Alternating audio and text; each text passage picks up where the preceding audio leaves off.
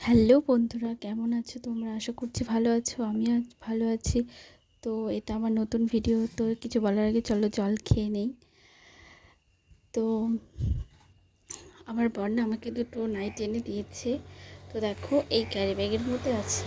তো চলো দেখি নাইটিগুলো কেমন। আমার তো ভালো লেগেছে, তো তোমাদের কেমন লেগেছে একটু জানিও। তো দুটো নাইটি।